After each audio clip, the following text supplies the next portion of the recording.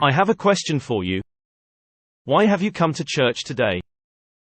To listen to the preacher? Or maybe you have a choir that you enjoy listening to.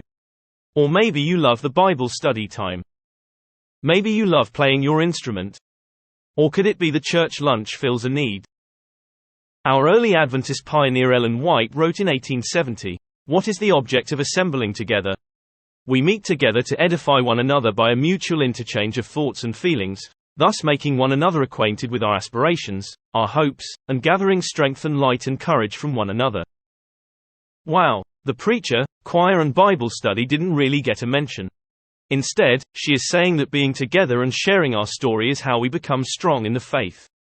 The regular sharing of our thinking and feelings in a supportive spiritual community is the reason we come together. It is as we open the Word of God and apply its principles to our lives that the Word comes alive. It is as we listen to each other's struggles and aspirations that we feel supported. We find purpose for our lives in serving our church and community. The book of Hebrews states strongly the need to gather together. Let us think of ways to motivate one another to acts of love and good works.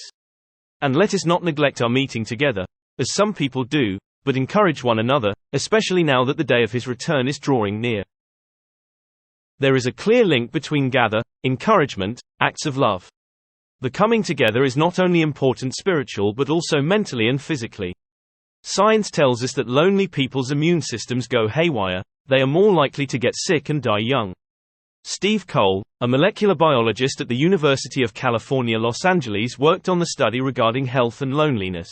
The study showed that the biological impact of social isolation reaches down into some of our most basic internal processes, the activity of our genes.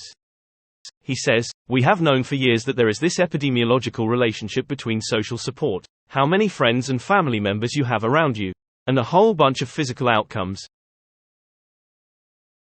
Gathering together is not only good for us but also benefits those we engage with in community. Yes, we come to church to worship God but also to gain strength through mutual support. Do not forget to gather together. Your life may depend upon it.